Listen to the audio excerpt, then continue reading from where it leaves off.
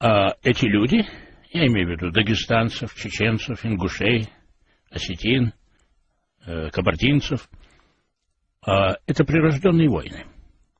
Высшее руководство не понимает, что кавказца нельзя бить по морде. Это даст обратный результат. Он, может быть, не сможет дать сдачи в этот момент, но если ты его избил по морде и выпустил живым, то где-нибудь он тебя уже живым не отпустит.